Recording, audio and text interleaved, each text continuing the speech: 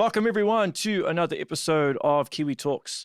My guest today is an amazing game developer who is probably most prominent for his time at Bluepoint Games, where he worked on Titanfall, Uncharted, Shadow of the Colossus, Demon's Souls, and more.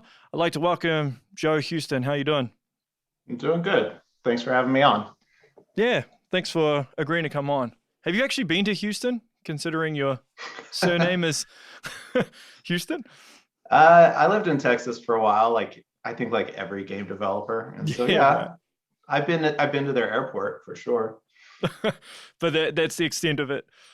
I do have a cousin named Dallas Houston, because Oh, my wow. uncle has a sick sense of humor. So he's named that forever, but it was funny for like a minute. That's funny. It is funny. So, in terms of the games that you worked on at Bluepoint Games, in terms of everything from an engineering standpoint, can you think of a particular time where you were just really hard pressed to get something done or just couldn't solve a problem? You know, I think for Bluepoint more than anywhere else that I've worked, that was like everything. It was it was really just like the thing about Bluepoint is that they're known for refactors, or Yeah. not refactors, excuse me, like remasters Yeah. and now remakes. And that's the kind of thing that you think like a publisher could just hire any studio to do like a quick remaster or something. But if Bluepoint's been hired for it, it's because it's hard. Like they don't get involved unless it's a really big IP or it's a very difficult problem, usually both. And Bluepoint was like, I used to get this a lot in interviews where they would say, just so you know, we have really high engineering standards here. Everyone here could be a technical director at another company. I was always like, okay, whatever. At Bluepoint, it was literally true because like at least half the people I worked with used to be technical directors at other game studios. So yeah, they were all difficult problems. But there was also like so much experience at the company that you pretty much learned that it was like, we're just going to do it. We're going to figure out what it takes. We're going to go through the steps. We're going to trust in our staff and our ability, and we're just going to figure it out because you're being paid to work on hard problems, and Mm, that's a feature, not a bug. yeah. Fair enough. That said, there was a time on Titanfall that I think the whole engineering team will remember, where we had a memory stomp bug, which is it's just where something is accessing a piece of memory that it's not supposed to. And the code's continuing to execute. So it'll just write a value into memory that doesn't make sense for it to be there. So it'll break a completely unrelated piece of code. And they're very difficult to find usually. But like I said, we had like this major amount of engineering brain power there. The entire engineering team worked on that one bug, tried to find that memory stomp for at least a week. It was like an unbelievable amount of Wow. manpower.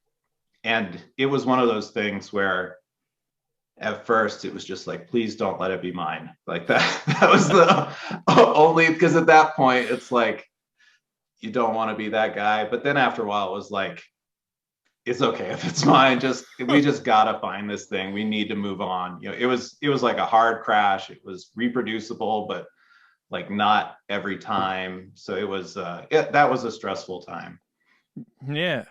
With Titanfall, especially, like what you guys pulled off with that game was awesome. Like, I don't know how you managed to do it, considering obviously it was catered to more powerful hardware and you're downgrading. So I suppose when you're downgrading stuff, there's certain you've got to work out exactly what parts you can take out and what stays without the whole thing breaking. Right. Yeah. It's I mean, downgrading is definitely harder than upgrading. It it was also a co-development relationship. So we were working on that product while Respawn was working on shipping their product. So we weren't working with final code. Like on other projects, the game had been like Shadow of the Colossus, the game had been done for decades. So it was all there, you know. Yeah. For Respawn or for Titanfall, I actually had experience when I worked at Arcane, which is a French company. We had the French team and the US team, and it was almost like a co-development relationship. So I got really used to like tracking the changes that were coming in from France and trying to divine like, you know, where they're going and where we needed to be. And that was a big part of my job on Titanfall. I remember I was responsible for taking their code drops and integrating them, you know, which is just basically keeping us up to date with what they're doing, but also making sure that the direction we were going with stuff, we were hopefully going the same way they were going. So yeah, it was a big challenge. Yeah, because like with Titanfall or FPSs in general, there's always a lot going on. And then obviously with Titanfall, you know, you've got people, you've got the Titans. So like there's so many things you have to balance all at the same time while trying to manage all these different factors. So was there something specifically that was just really hard to pin down? The co-development relationship was a big challenge for sure, because we had to optimize, but the game wasn't finished yet. So there were whole new features that would come in and we were like, well, this isn't going to work with what we've got. And, you know, we kind of had to pivot, you know, frequently. And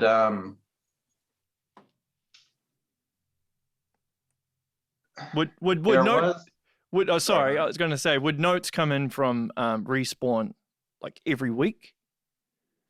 we actually didn't communicate with the team directly. We communicated with their code base. Like we saw the changes come, but we didn't have like direct communication with them as often. And to be honest, that is actually the kind of relationship that we were used to. And was the relationship that we would tend to have with the games we were working on as we moved forward. Because like a lot of times we would have the disk that the game shipped on, or you know, an archive of the disk that the game shipped on, and we would reverse engineer everything. Like, you know, there were a lot of times where it just was better to go to the absolute authority, which was, you know, code on the disk, assets on the disk, just as opposed to like trying to navigate like a really difficult relationship. Oftentimes we're working for the publisher and the original game is, you know, maybe that team has moved on and that sort of thing. I think with Respawn, they were just really focused on getting their game done. And I imagine that it was probably a publisher imperative to get the Xbox 360 version going. And that was like the least of their concerns. But again, I think that's why you hire Bluepoint for a job like that, you know, back before Sony acquired them, which was like peace of mind that it's going to get done and we'll just figure it out. You did mention earlier that obviously a lot of games made by Bluepoint were remakes, but prior to Sony acquiring them, was there any dabbling of ideas to possibly doing an original IP? Or were you just constantly being approached all the time to just do remakes from all these different companies? You know, Bluepoint definitely could have as many contracts as they wanted. They had a very good reputation, which I think was well earned. And it was something that impressed me about Bluepoint and is the reason that I stayed there as long as I did, is I felt like they signed good contracts, they made good relationships, and everyone they worked with went away happy, you know, which isn't always the case. Sometimes the publisher developer relationship can be kind of acrimonious, but for the most part, I think Bluepoint, that was probably the place where I most learned the how to be a professional game developer. I had been a professional game developer for some time Yeah, when I what does that started mean? working for them, but like just in terms of leave your ego at the door, you know, you may have to make difficult decisions. You know, difficult things might come down, things might not go your way, but like that's the job, and we're here to do a job, and we're here to make the best thing that we possibly can for the fans, for the publisher, for the original developers. Like we were beholden to so many people on every single project. Mm. And the atmosphere there was just like, okay, let's do it. You know, let's talk it through, let's figure it out. They had great transparency, which I haven't had at every place that I've worked, where it's like, hey, you know, uh, we need to make this change, and here's like the 10 reasons why. I know that you don't want to do it, I don't want to do it, but we're doing it anyway. And at least for me, having like all heard all those reasons made that kind of thing not just easy to stomach. It was more like I felt unified with my managers, and knew like the direction that we were going to go. I was like, okay, that makes sense, you know. And so that level of professionalism, I think, is why Bluepoint was always in high demand. Mm. The Bluepoint does have their own internal engine, which they've talked about, you know. So like there was always this sense of like, where are we going to go in the future with this engine and everything, and like what kinds of things do we want to build. And every one of Bluepoint's projects was like building to something else, you know. Each thing informed the thing before it. And so in terms of like were there thoughts about other things, like sure, I would say there are always thoughts. And I'm no longer with the company, but I'm excited to see where they go next. Yeah, yeah. So in terms of extracting information or data, I suppose, from the older games and then trying to put it into Bluepoint's engine, Mm-hmm. on a difficulty scale out of 10, where would that lie? Like how easy or how difficult is that to actually do? Really varied based on the project. It was, I think it was one of those things that like just based on my regular engineering experience sounded scary as hell. Like I just didn't, it just seemed like horrific. Like there's no way that we should try and do it this way. But then it was one of those things where we just did it, and you just learn to start trusting the people around you, trust your experience, and like trust the fact that this process has worked a bunch of times before. Right. And it actually ended up going fairly smooth, I would say, for Demon Souls. Like by that point, I think we'd really hit our stride, where for those remakes, there was always this period of time where like there's nothing on screen. It's just like, in fact, you would hope for a black screen, because it would crash before like it could even show anything, you know. And you would just like slog away at it, just trying to get it to the point where like basically the video driver is actually like doing anything. And then next it's like, okay, I got to see something for one frame before it crashed, you know, like that kind of thing. And by the time we got to Demon Souls, like we had the whole game playable like pretty quickly. And that kind of showed it showed like the maturity of our process, but it also showed the how comfortable we were going to be in that code base too. Right, right. I know with Shadow of the Colossus, you did like a lot of QA, or what is it, bug reporting and debugging. How difficult was that to do? So I'm a generalist programmer, so like I could do anything, but I have a special like fondness for tools, basically. Right. And so yeah, one of the big projects in the Shadow era was the bug reporter. And a lot of credit for that goes to my manager, Peter Dalton. He's the tech director there. But it is something that we got a lot of benefit out of. It was was interesting. It's a workflow problem, like more than anything. Trying to figure out like how everybody works and what tools they actually need, as opposed to like what they want. There's that old idiom, or not, there's the old quote from Henry Ford: if I asked people what they wanted, they would have asked for faster horses. Um, and that would certainly happen. You get requests. It's like, I wish that I could do this one broken part of my process even faster. And this was a thing where we were trying to give them more than what they were asking for. It was a pretty slick package at the end there. And then sometimes we'd overreach and give them more than what they ended up actually needing, and those features would kind of lay fallow, and then we would probably end up taking that stuff out because it was like a distraction. But overall, it was a really cool tool. We had this like standalone program, and it could connect to the game running anywhere on the PC, PlayStation 4, like any platform that we supported. And if you're running around in game, you could just hit a button and say like bug report, and it would not only would it pull up the bug in like the separate bug tracking software that we used, but it would also capture data from the game, like the current save data. Like we could do anything. So like every game we could write these little bits of code that would say like what kinds of stuff you wanted to gather. So like camera position, player position, and then stuff that like related to like that specific game.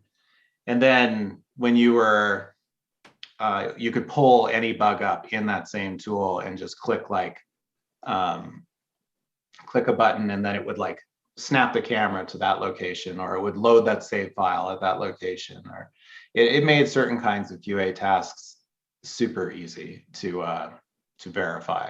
On the developer side, like QA logs the bug, but as a developer, you could pull the bug up and immediately go there, and say you're an artist, you could look and see like, oh yeah, it was fixed, or oh, that is an issue, and go from there. So what was the biggest problem, or the most common bug that you found in Shadow of the Colossus? In Shadow? Yeah. So for these remakes, parity was like a really important thing. You hear us talking about it all the time, which was like making sure we worked at least as well as the old game before we changed anything. So parity issues were always difficult. And it's one of those weird things, like these remakes, because we used actual source code from the original games. We would run our tech in one along this way, and their tech along this way, and then we would just communicate back and forth. And so because of that, in theory, we had 100% parity at first, but there are all these like little issues because we were trying to go from completely different hardware to some other set of hardware, and they'd show up in really weird ways. I gotta say though that the hardest stuff working on Shadow was actually me and this other engineer named Ted. We split all the new features, like all the things that we were going to change, not just the looks, but like actually change the functionality. And we would do all that work in the original engine. So having to make those gameplay changes in a Japanese code base where almost all the data was in an Excel spreadsheet in Japanese was a big pain. I do remember that being difficult. So what, do you use a translator in that case? Or did you have somebody at Bluepoint that can speak Japanese or translate the Japanese? We had a tool that would translate source code comments that were all in Japanese. So we had done that much. We did not bother to translate the spreadsheet data for Shadow because we were like, it'll be okay. We'll use Google Translate. I got really used to reading the word sword in Japanese. But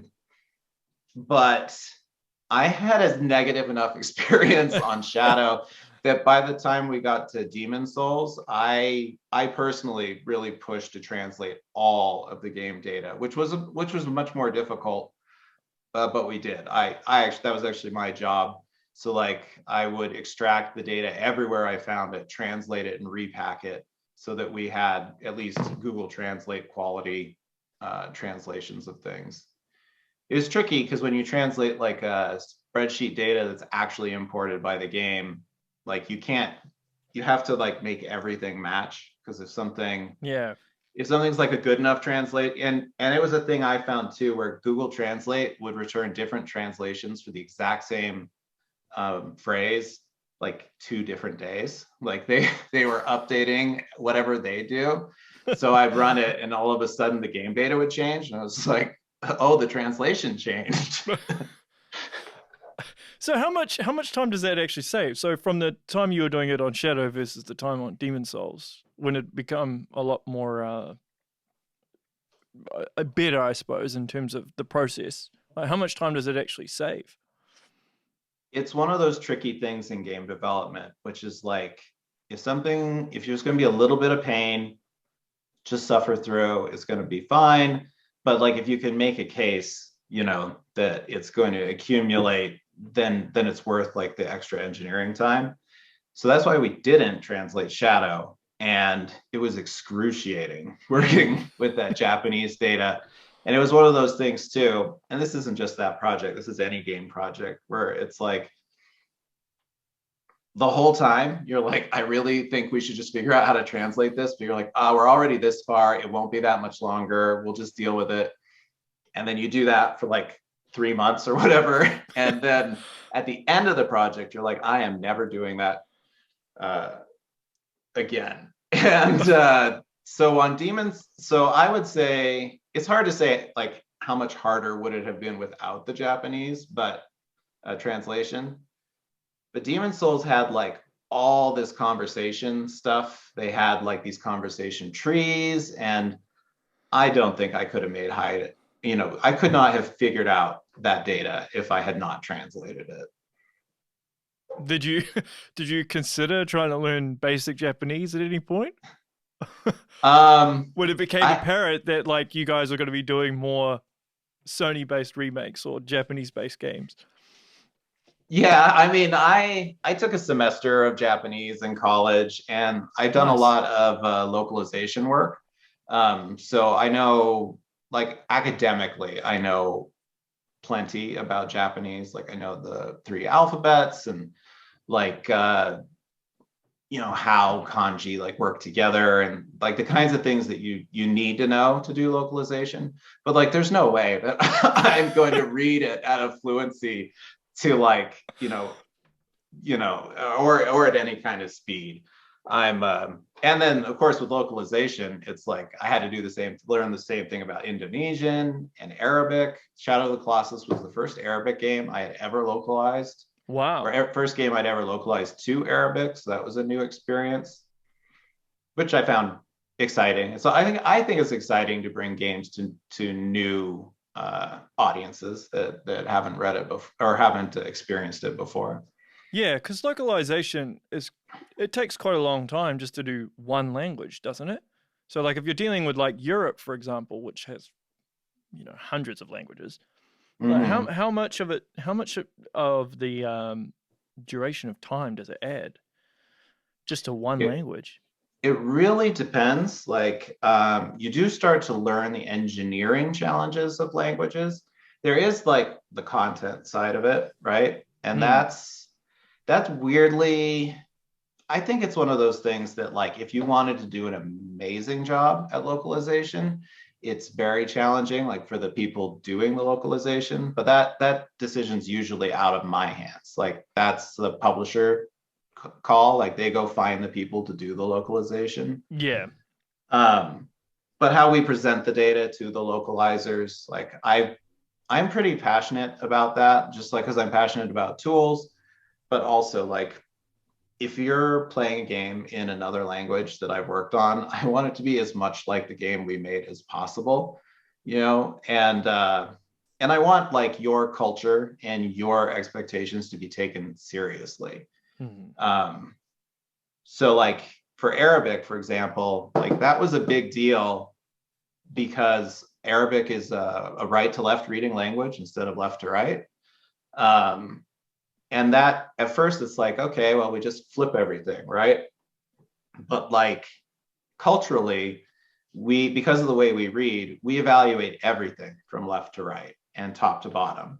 Like is something I learned when I took a film classes, is that like you read movie frames left to right, top to bottom.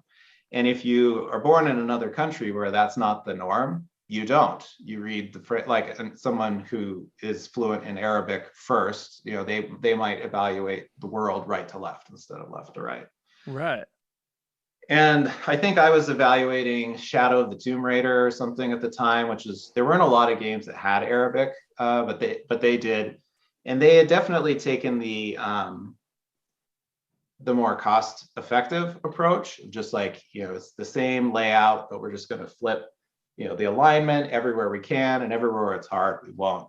I kind of went on a nitpicking crusade to just like, I just wanted to evaluate every UI screen. I also did the UI for Shadow, not the art, but the engineering. And I was always trying to approach it, you know, not being a native Arabic speaker or reader myself, it's just like, how is this supposed to look? You know, like what is the exact right way to do this?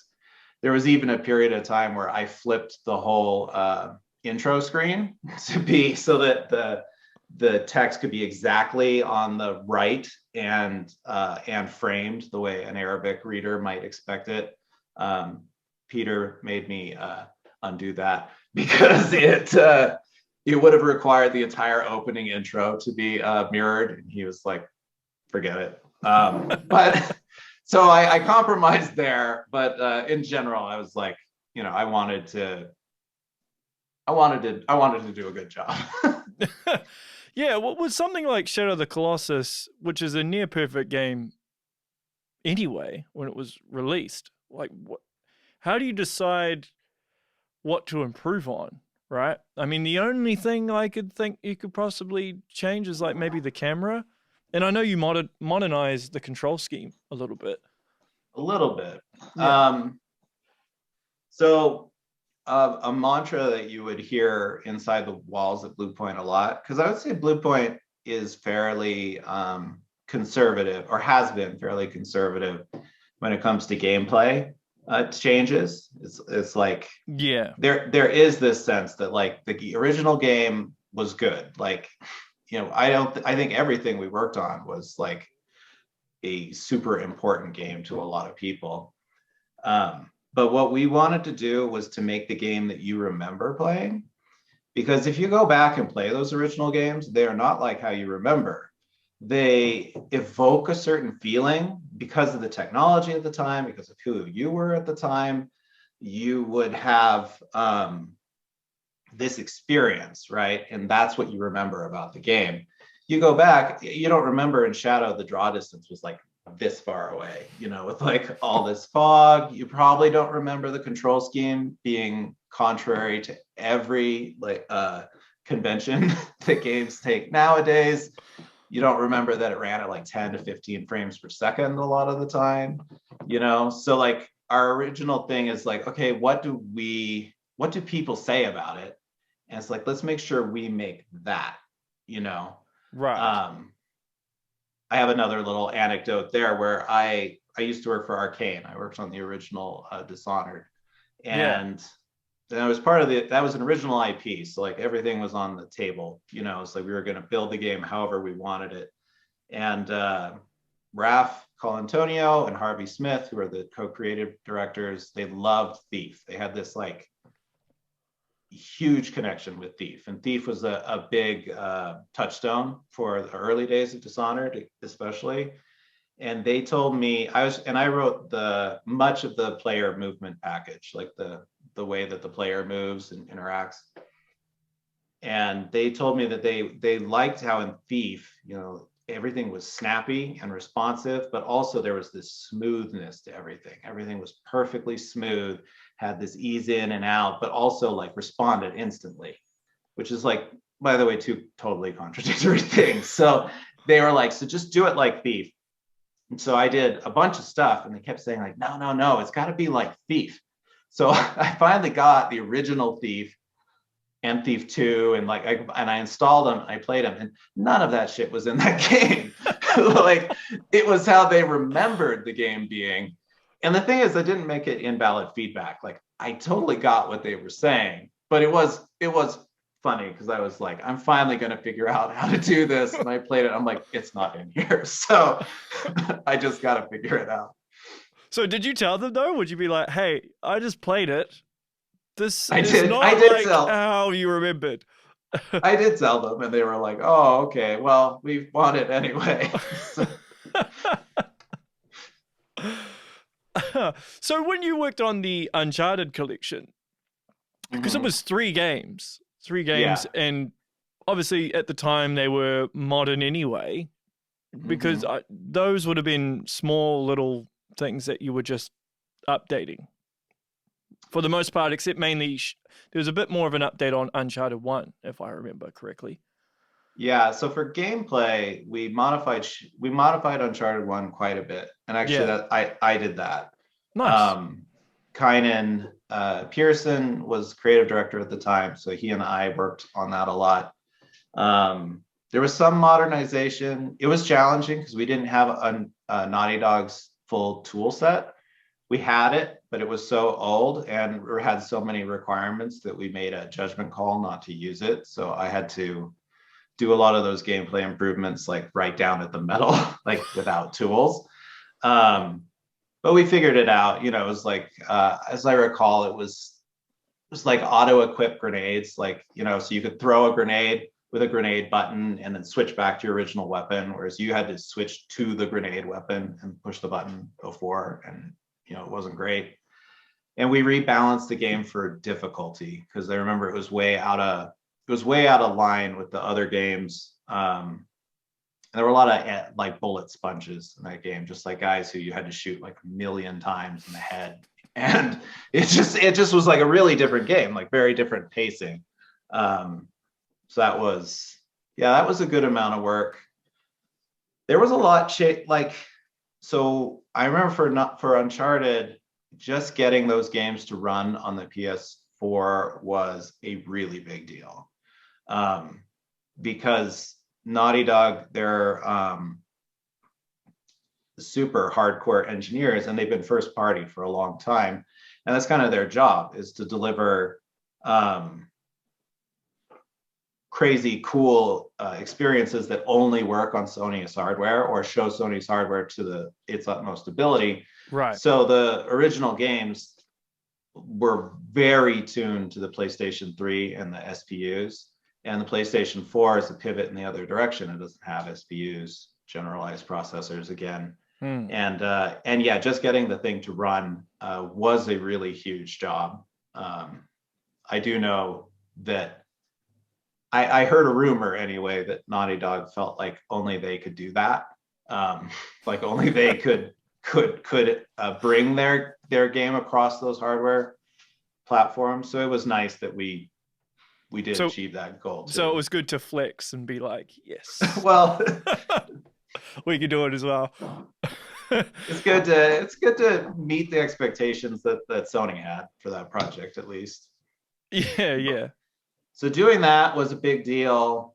Hitting 60 instead of 30 frames per second was a pretty big deal. Because like you said, generationally, they were pushing the PS3 pretty hard. So for us to get it on PlayStation 4 and run it twice as fast, like that was a big deal. And we did a lot of stuff. Like there's a lot of things that were done that I think only us and Digital Foundry like noticed. Who are playing the games like side by side. Like we rendered all the opening cinematics, at whatever I think we went to 4K on the opening cinematics, and there were all these like little art assets that were changed like all over the place. Hmm. Yeah, there were. Again, it was like I think the goal there was this should be the absolute best version of these games that you could possibly play. And I think with the exception of like needing to drop multiplayer, I think we achieved that. Yeah. It was certainly a good value, I felt like. So with all of those games, was it very difficult to maintain a constant frame rate? Um, Like when you're upgrading it? Like, Oh yeah, I mean, Yeah. for starters, it ran awful, sure. But then that was because we were making a lot of compromises to just get the thing to run. One of my jobs was Sony has not Sony, excuse me, Naughty Dog famously has their own internal scripting language that they've used on all their projects. And it wasn't compatible with 64-bit processors, at least in the version that we had. And I had to, like, we were doing the thing where we would load it up and make the changes to it on the fly and then run it. And it obviously would run absolutely terribly. And so I was given the job to like go into a dark room and actually convert all the data, convert the interpreter, to convert all that stuff and like just make it all work. And that was a thing where like I worked and worked and worked with nothing on the screen for days and days and days. And then all of a sudden, Nathan Drake's like hanging from the train there. I do remember I was like, it just was like, oh my God. and then it was still kind of broken. But once that change was made, I remember it like doubled the frame rate just because like we knew it was a big bottleneck. And there was like a lot of stuff like that. Like we'd hit a problem, something that ran really fast before because it was on an SPU. Like, how are we going to fix this now? And then we just churn through the problem and then get these big performance improvements. But were you working on all three games literally at the same time?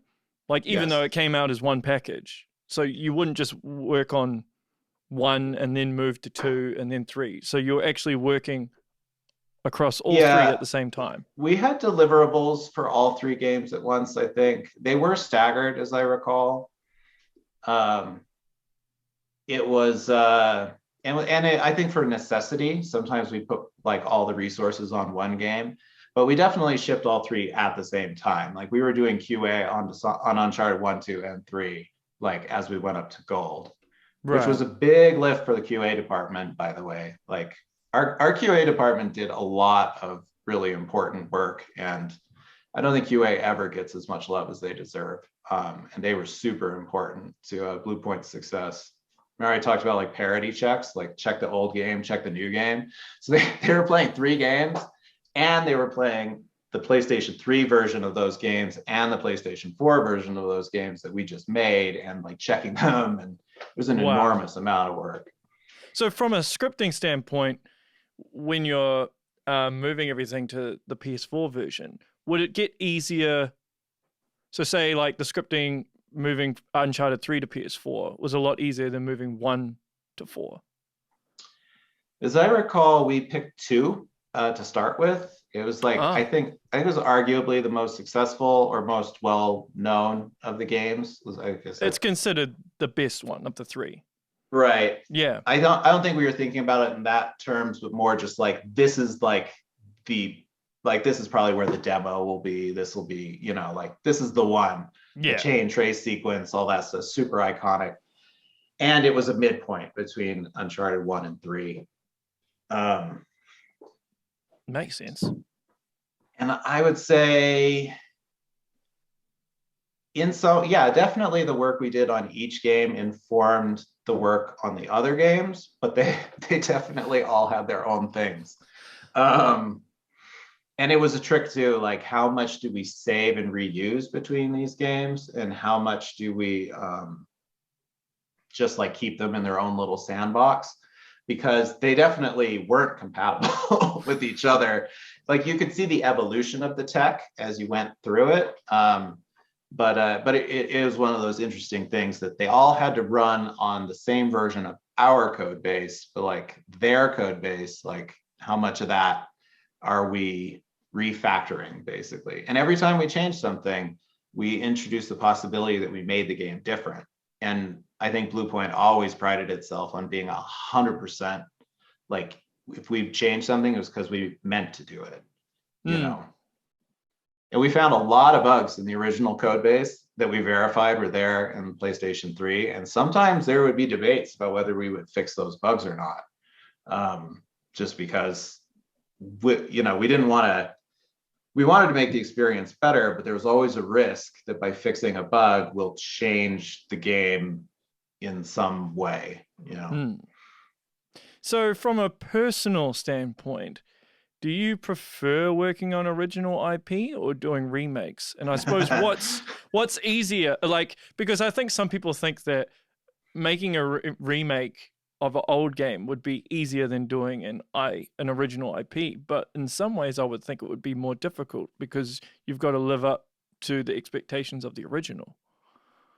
It depends on the project for sure, and it depends on how good a job you want to do. If you take it very, very seriously, I think remakes, remasters, they can be extremely challenging, especially as an engineer. But original IP work is super hard too, because it's like all about iteration and throwing away code over and over and over again, throwing away work over and over again, hoping that you're learning something, trying to find something that's fun. Personally, I describe myself as an omnivore. Like whatever it is, I'll eat it. Like I play all kinds of games. Like I don't have a favorite genre. I love games. I love all kinds of games. And game developing wise, like let's just say that I can find a way to be jealous of everybody who's working on something that I think is cool. That said, I think I got the remake remaster thing out of my system. Yeah. Well, yeah. I mean, what? How long were you at Bluepoint for? Like almost 6 years. Yeah, it's a long time. Yeah, especially in game dev world, you know, Yeah, yeah. where you're an old man by 41. That's how old I am now. I do have a soft spot for original. I like creativity in general. Like I just want to be a part of it. Yeah. But so with all the remakes that you worked on at Bluepoint, had you played the original before you were allocated to work on it? Or did you find out and then start playing the game to kind of prepare you for it? It varied. Like Uncharted 2 was like had this big impact on me as a gamer. Like I remember playing that train sequence and just being like blown away. So when I heard we were doing the Uncharted games, I was really excited. And I hadn't actually played Uncharted 3. I'd played Uncharted 1 and Uncharted 2. So 3 was new to me. So there was a little catch up there. And I did spend some time playing the game. There were some sequences I did not play until we were going gold. And it was everybody's job to play the game from start to finish at their desk. Yeah. Because sometimes you play certain things over and over and over again because they're hard, but other chunks of the game just like kind of work. And so as an engineer, I don't get directed there, you know. So there is sometimes I do like to play the games that I've worked on at home, like after they come out, and that's like a completely different experience as well.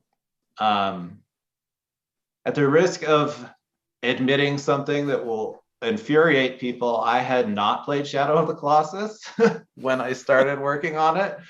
I had, and so I got the PS3 remaster. I don't know if people remember, but Bluepoint remastered it once before. They remastered it again.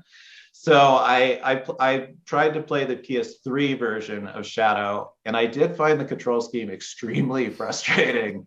And didn't get as far.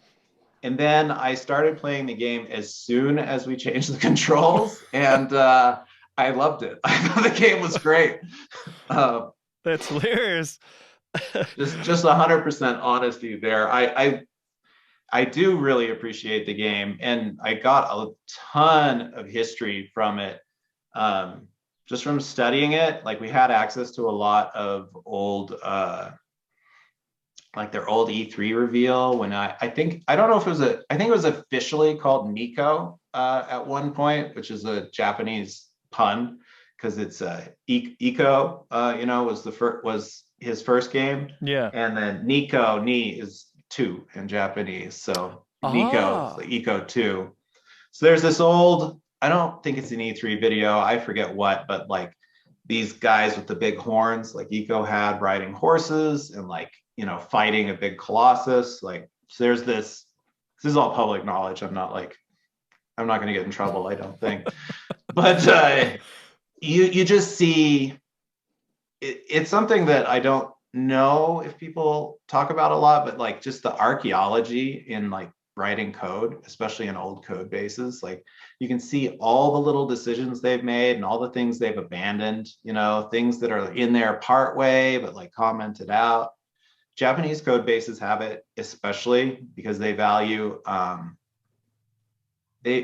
weirdly, because they're so collaborative, or were so collaborative. I haven't seen a modern Japanese code base. The individual people would be kind of siloed off from each other. So you'd have like whole little segments of the code base that are just like they're in a folder with that guy's name on it. And they've got like his version of doing everything. And I think the idea is to be independent and not drag on the other members of your team. But because of that, there's like, it's personalized. Like you can see their effect on the code base and like their approach to things. So like you get to know individual people in there. That is something that I appreciated on Shadow more than any of the other projects. It had a lot of character, like at the code level. Yeah, and I suppose there's only the main character and the Colossus that you really have to work on. You don't have to worry about NPCs or anything like that. Well, there's Aggro, the horse. Yes, of course. Yeah, Aggro. Who was plenty of work. And a lot of little details, like the birds.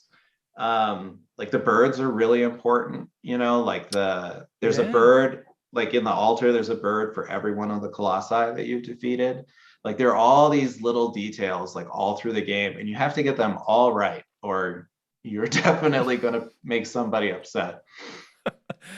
Did you get to work in conjunction much with the late great Andy O'Neill during your time? I consider myself fortunate that I did know Andy a little bit. He worked on Titanfall a lot. Like Marco Thrush and Andy were both they were both working programmers. Like they worked every day on the code. They weren't just managers. And Marco still is, as far as I know. And Andy was a character. He was always wanted to talk. Like no matter what he was doing, he would want to go deep on like some idea that he had. And so I got to have a lot of cool conversations with Andy. He ended up kind of pivoting into one of his own projects for quite a while. And then he did pass away, which was very sad. But I'm really glad to have gotten to know Andy. I know some of the guys who started like even 1 or 2 years after me, I don't think knew him hardly at all. You mentioned that he might have an idea. Can you give me an example of an idea that he had that he could go super in depth with? It'd be like anything, right? Like like the politics of running a game company and how you should take care of people, and or it's like a super deep code thing. I think he was very into voxels, as like at the time, so he had an idea for like an entirely new way to do rendering. So that was something that he would love to talk about. And I was very game, like for new ideas. So I think, entertain him, entertain those ideas. Like he just loved to, he loved to talk about stuff, and anyone who wanted to talk about stuff, he was up for it. Yeah.